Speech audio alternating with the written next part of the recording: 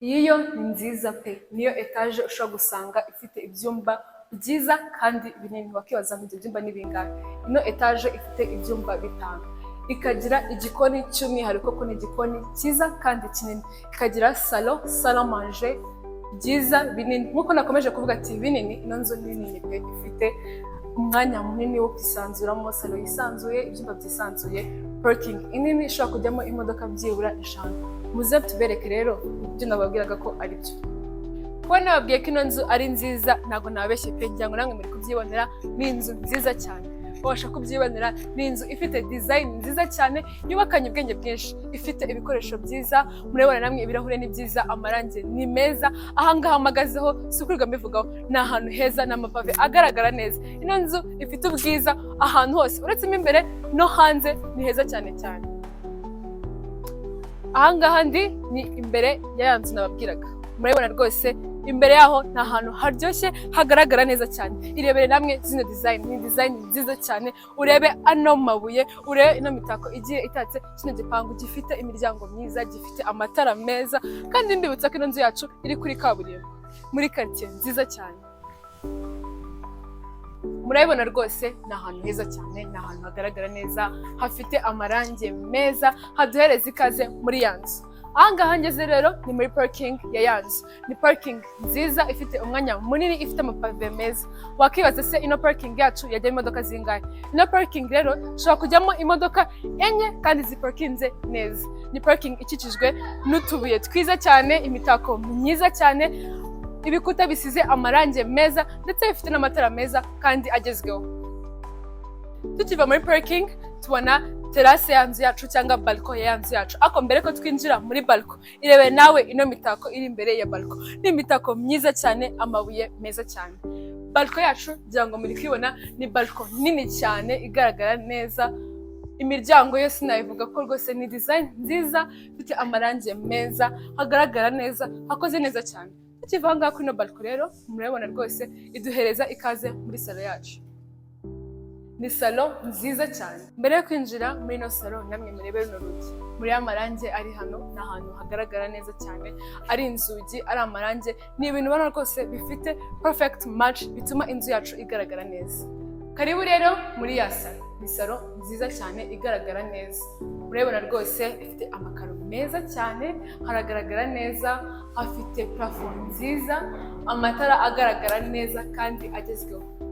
Mwirebe namwe ano marangi ari muri ino nzu, namwe muvuga ati ino nzu tuyihaye amanota angahe? Ibintu byose birimo ahangaha bijyanye n'ibikoresho bigiye birimo, nabyo nababwiraga ati design y'ino nzu yarenze.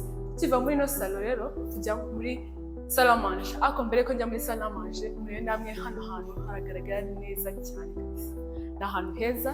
Salle à manger ni nziza, ni salle à manger nini yisanzuye, ushobora gushyiramo intebe zawe zigera ku 8, table de manger intebe 8 cyangwa 6.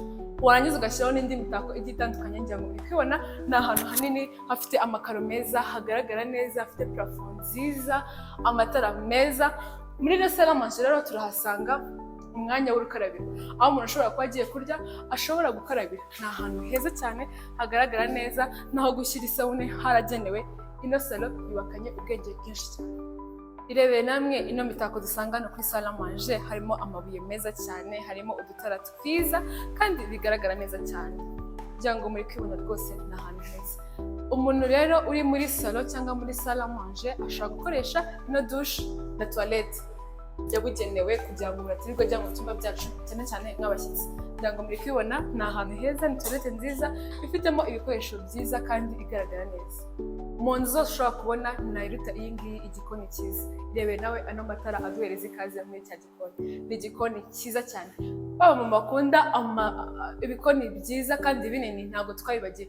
Igikoni ni igikoni kinini, gifite utubati tunini pe. Ngira ngo muri kubibona ni ahantu hanini, hafite umwanya munini uhagije. Ahangaha aho dusanga umwanya wa kuka, ushobora gushyira kuka yawe. Ngira ngo muri kubona rwose ni igikoni kinini, gifite utubati two hejuru, utwo hasi, kandi utu tubati ngira ngo muri kubibona tujyanye na design ya nzu yacu. Ukabibona amatara ni meza cyane. Ino nzu rero agahebuzo kayo sinzi nawe ari kukabona, ni nini, ifite umwanya munini uhagije. Babandi rero bakunda amave cyangwa agahiye, ntabwo twabibagiye ko hano harimo umwanya ushobora gushyiramo amave cyangwa izindi nzoga z'agahiye twita agahiye, kugira ngo muri kubona ni ahantu heza. Ahangaha umwanya wabugenewe wo kogerezamo ibyombo byawe. Ni ukuri ni ibintu biri kugaragara, igikoni ni cyiza kandi ni kinini. Ahangaha ndire ni mu gikari cy'ino nzu. Ni igikari cyiza cyane gifite umwanya munini usangamo igikoni cyo hanze cyubakitse neza cyane, tukaza no kuhasanga dushe na toilette byo hanze n'icyumba cy'umukozi ndetse na stoke tutayibagiwe. Kugira ngo muri kubona ni igikari kinini gifite umwanya mwiza wo kumesiramo, aho kwandika, kandi hakoze neza, hapavomye neza cyane.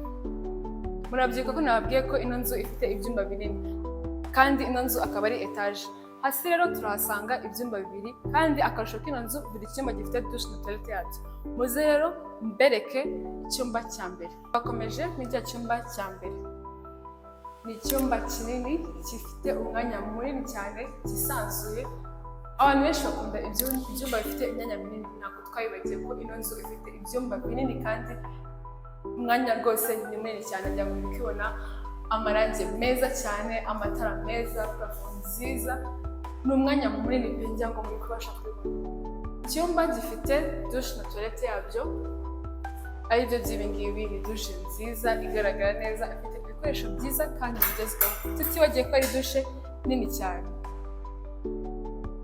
Tuvuye muri iki cyumba cya mbere cyo hasi dukomereza muri iki cya kabiri. Kugira ngo muri kubona ni icyumba cyiza gifite imiryango myiza, gifite akoridoro keza kandi kagaragara neza. Murebe namwe iki cyumba tugezemo. Ikindi cyumba cya kabiri nababwiraga cyiza kinini gifite umwanya munini pe. Irebere nawe ukuntu hano hantu hameze. Irebere garderobe, ni garderobe nziza ifite amabara meza ajyanye n'amarangi dufite muri iki cyumba. Ni icyumba kigaragara neza, gifite amatara meza, gifite parafo nziza, kikaba gifite amakaro meza, ahantu hanini kandi hisanzuye. Muze rero mbereke muri dushe y'ikindi cyumba tumaze kurebana. Iyi ni dushe ya cya cyumba tumaze kurebana. Ni dushe nziza ifite ibikoresho byiza bigezweho kandi igaragara neza. Irebere nawe amakaro ari muri dushe, ni amakaro meza. Urebe ibikoresho biri muri dushe, ni byiza cyane pe. Tukiva hasi turazamuka ano maesikariye, aho turi busange ibyumba bitatu byo hejuru na dushe na toilette zabyo na salo yaho. Ano maesikariye ngira ngo muri kwibona aduhereza ikaze, agiye afite design nziza cyane, haba ku bikuta, haba ku matara ari hano hejuru. Ni ahantu heza cyane hagaragara neza pe. Nirebere namwe izi design nziza cyane, ahantu harasa neza pe, hakoze neza. Amaesikariye urazamuka kuvuga ati kuzamuka ahantu heza cyane. Mbere yuko turebana ibigize hejuru, manze namwe murebe ino tara riri ku maesikariye yacu. Tumurikiye itara ryiza rigaragara neza, parafo nziza igaragara neza, imitako igiye itandukanye kandi namwe mwabonye ko haryoheye ijisho. Karibu rero muri salo yo hejuru. Ni salo ifite umwanya munini.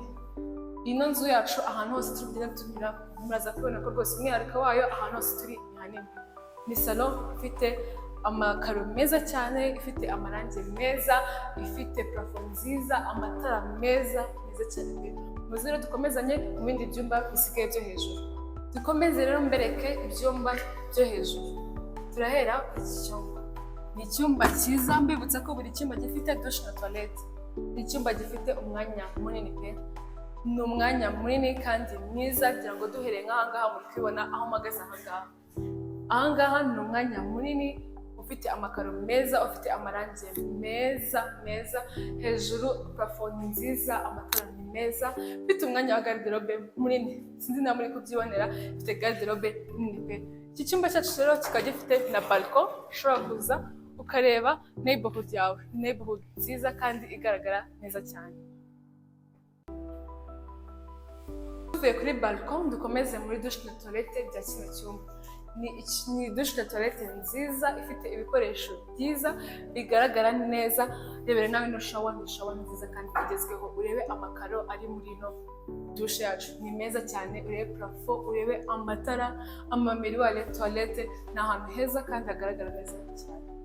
Tukiva muri kino cyumba dukomeze mu cyumba cya kabiri cyo hejuru.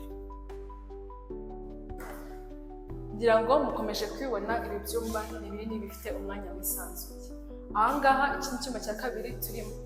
murabibona rwose ni ahantu hanini hafite umwanya uhagije, garderobe nziza ijyanye n'amarangi arimo amakaro meza cyane, ni ahantu hagaragara neza pe. Parafo iragaragara neza, amatara arimo ni meza, umwanya ni munini harisanzuye. Dukomereze muri douche na toilette by'iki cyumba. Iyi ni douche na toilette bya kino cyumba, douche nziza igaragara neza ngo bakomeje no kubirebana amayandi ma douche yose hano hantu ubatse neza. Rebere nawe iriya parafo, urebe amatara ariho, urebe amakaro, urebe toilette, urebe ibikoresho bigize ino douche na toilette. Ni ibikoresho byiza kandi bijyanye n'igihe tugezeho. Ahangaha ngeze ni kuri master bedroom cyangwa chambre principale. Ndabizi ko kino cyumba tugiye kurebana ari cyo chambre principale muri Bugikondo. Ni icyumba gifite umwihariko ko ni icyumba gifite ubunini butangaje. Mbere yuko twinjira mu cyumba, mureke mbanze mbereke dressing room. Ni dressing room ubwayo nini, ifite umwanya munini wihagije, ni ibintu namwe muri bubone. Iyi ni dressing room ifite garderobe nini, ifite amabara meza, ifite amarangi meza. Urabona ko iri mu mwanya wayo, ni ahantu hisanzuye atazahura wenda n'igitanda cyawe cyangwa mu cyumba kimwe gitanda. Sibyo ko bifite koridore ibihuza byombi. Ino master bedroom yacu ngira ngo muri kwibona ifite akarusho ko ni hanini pe. Mbere yuko tuyigeramo reka manze mbereke namwe ino douche na toilette. Ni douche na toilette byiza pe, ifite ibikoresho byiza, hagaragara neza cyane. Rebere washroom yacu, ni washroom nziza ifite ibikoresho byiza kandi bigezweho.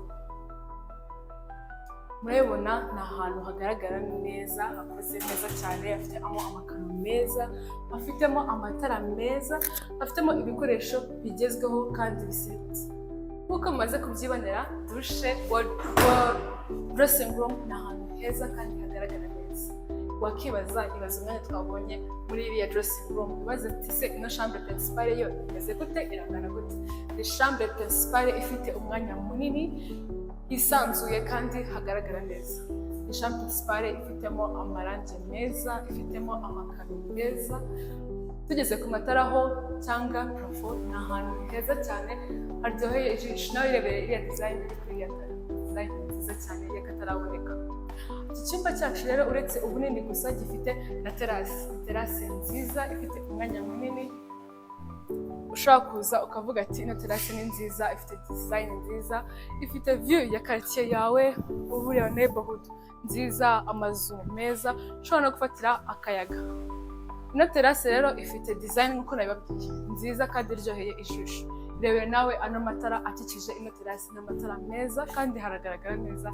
Ino design ni design nziza cyane kandi isa neza. Iyi nzu mubonye atari nziza? Ino nzu ni nziza pe, ku giti cyanjye ndabona ari inzu nziza kandi nawe ndabizi ko wavuga ati ino nzu ni nziza pe. Mbibutsa ko ino nzu yacu iherereye hano i Kanombe, ikaba ifite ibyumba 5, douche na toilette 6. Ikaba ifite salo nini, salle à manger nini, igikoni cyiza kandi kigezweho. Tutibagiye ko ifite mu gikari heza usangamo douche na toilette byo hanze, igikoni n'inzu y'umukozi. Tukibuka ko ifite na parking nini ishobora kujyamo imodoka 4 zipakinze neza. Ino nzu mwabyiboneye hanze yaho ni heza, ifite neighborhood nziza iri kuri kaburimbo. Wakibaza ino nzu irigurishwa amafaranga angahe? Ino nzu yacu rero iri kugurishwa amafaranga $300,000. Ku giciro nk'icyo ngicyo uribaza ko wabona inzu ingana gutya? Nk'uko mwabibonye ni hanini pe, ni hanini kandi ni heza, ibyumba birisanzuye, buri cyumba gifite douche na toilette.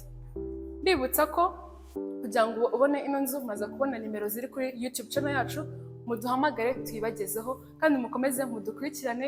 Tubafite inzu nziza kandi nyinshi. Mukore like, share and subscribe.